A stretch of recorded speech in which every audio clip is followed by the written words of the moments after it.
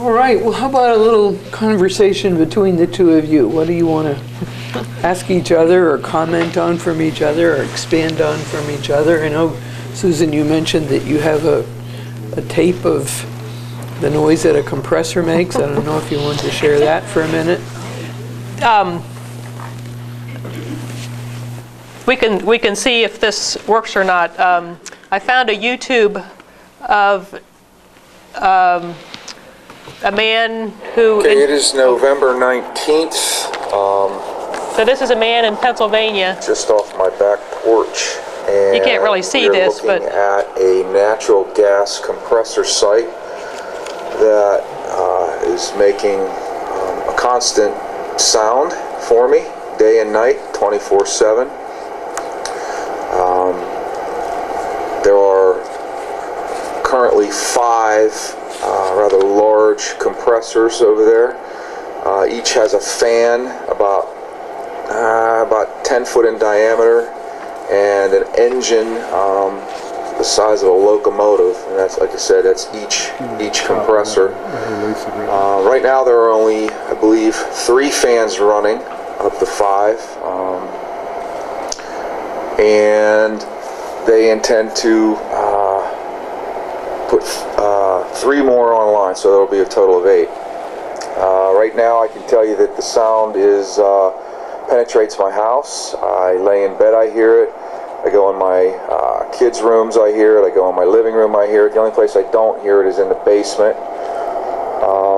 But it's 24/7, and like I said, it's Chevron gas, and the folks running the compressor site is an outfit called Williams. I think my question for you, Judge, is, okay, so these compressor stations and pumping stations, they're placed every 40 to 60 miles, and it depends on the terrain. Now, if they would want to put a compressor station in Marion County, would there be zoning kinds of things, or on a county level, would there be a way for us to prevent that from happening? Well, I don't know the exact frequency of it. I mean, some of the details that are in one of these letters talks about, they're going to have to construct a new 7-mile gas loop in Kentucky. I think it's more up toward northern Kentucky. That's to serve some required customer base that if they're going to actually be granted this abandonment process, they have to kind of meet the commitments that they were given the rights to build a pipeline for. Anyway, they can't abandon the need. These compressor stations, well, they're pump stations. There's a difference between natural gas. They use compression, and these liquids have to be pumped, and there's a different consistency to these. These are not gaseous. I guess there will have to be additional. I think the 4 new, they're calling them compressor stations in Ohio. They're going to have to put in additional units in Kentucky, the 2 existing stations. I know that Eddie Rogers went to the Locust Trace. He said they're doing a lot of work over at Campbellsville, Tennessee Gas. They've got a compressor station over there now. So maybe they're converting it to a pumping situation. I don't know. I guess if they got an existing facility, they can do, if they're doing it all in-house, I don't know how much if that's proprietary and how much of it has to be permitted if it's not going into service immediately. I mean, you could be doing work in preparation for a new process that's still in development, I guess call it R&D, but very much have a lot of things already completed and ready to go, ready to turn on when you got all the rest of the pieces of the puzzle kind of put together. And I think that's kind of their technique. They're doing this in a variety of fronts and a variety of different questioning processes in a way that they're not really unveiling the whole deal at one time. Right. And it's almost like you'll just wake up someday and say, what happened, you know? Right. So I think that, we've got to kind of ask for more information before they get too far along. because I'm sure that they're making progress as we sleep.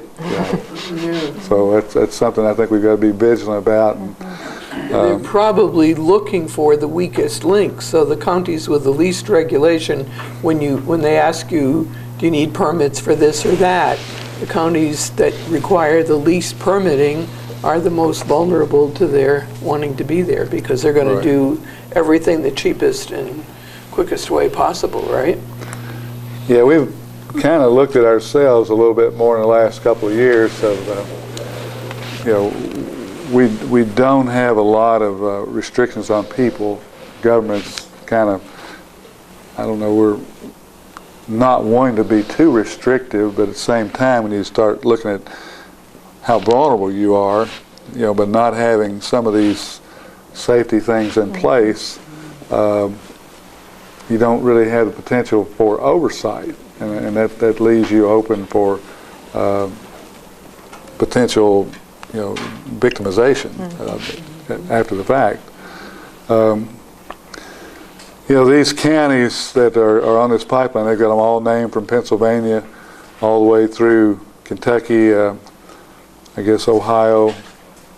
They've literally got all the counties in Tennessee and Mississippi and the mileage. I mean, they know exactly where the abandonment pipeline locations are, and that's also the activation mileage, for the natural gas liquids. They mentioned some of the federal energy regulation, Section C7 application. That's the abandonment clause that they're using to try to get approval for the abandonment. But I think that it's probably fine to abandon something and just leave an empty pipe in the ground.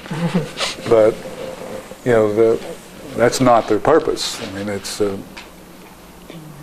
what you've got to do is ask the right questions for the next use. And I think that's where we've got probably to maybe get ahead of them a little bit. And it really can't probably be done best just at an individual county level. All these 18 counties in Kentucky that are going to be traversed by this need to kind of form a collaborative effort, and not just maybe just 18 counties in Kentucky, the counties in Tennessee and Mississippi, and as it goes on down, we've all got the same vulnerabilities, and we're all going to have probably, and this pipeline, the way I've seen it, they're all the same age, and they've all got the same issues. So it's probably, it's more of a national problem. It's not just a state problem or a county problem. But we need to enlist the support and the help of people that have some power above us, the state level and the federal level. But I think it's also important, what we learned on the Bluegrass Pipeline is that although it didn't seem like we were doing very much, when the citizens of Washington County called their magistrates and said, we want you to create a resolution to prevent eminent domain from being used for this Bluegrass Pipeline in our county, it was kind of like, well, what good is that going to do? We're just one little county. But it turned out that 13 counties along that line all passed resolutions, and over again in the national press and in any of the other media coverage, that was always mentioned. So what little counties do or little cities do may seem like nothing, but when you add it all in together, it has power. Maybe we don't have billions and billions of dollars worth of money and resources, but we have the voice of the citizens if we learn how to use it effectively. Well, let's open it up and hear what our audience wants to say. I got a question. You mentioned earlier that fracking's here. I don't see it going away anytime soon. And they do have these liquids they got to dispose of somewhere, somehow. You also mentioned that an option would be a barge, take it down to the river and take a barge down. But I read something a while ago about the Keystone. They said, well, from the Northeast, well, if you don't use the Keystone pipeline, you got to use trucks or trains, which are more vulnerable than the pipeline itself. So how are we going to talk to that? They're all reasons for concern. I mean, I know that they're looking for answers to this problem, and all these different mechanisms or potentialities, even though they're, 400,000 barrels a day is a lot of volume, it's a whole lot of trucks, a whole lot of barges. One pipeline, I mean, the folks in the power positions and in the leadership of these companies, of course, they like to tout the safety of pipelines, and Susan's given you some of the safety numbers, which are not real reassuring. So, I mean, it's really, there's not any good answers, and I think that's the scary thing is we've got ourselves into a new era and a new energy age, but what kind of monster have we created, So how do we deal with that? I guess one of the greatest things that I've read in the last couple of weeks, and it's not really good news either, but OPEC refused to cut back their production, which is really going to put a real shock on the fracking process, because their refusal to stop or lower production has created a real oil glut, which doesn't make fracking a real economically feasible process. So, there's so many players in this game, and you really can't know. You don't know which direction it's going to wind up going. Oil's down at $65, $75 a barrel, which hadn't been there for almost a decade. Most consumers are kind of smiling when they drive by the pump and it says $2.50 instead of $3.87.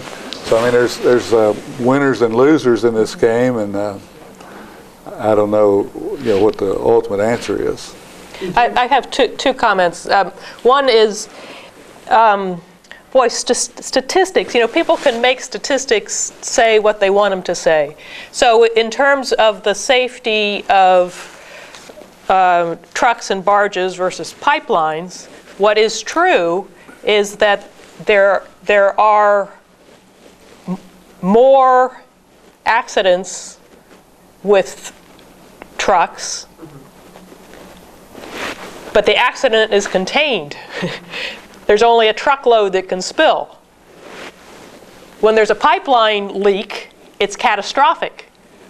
So there's not as many numbers, but it's much more serious. So that in terms of those statistics. Where I keep trying to break out of is the assumption that things have to be destructive, we just try to make them less destructive. What I want to say is that, renewable energy is the way of the future, and many individuals and many businesses, I found a quote from the Wall Street Investment Report, solar is here to stay. Renewable energy investment is a good investment.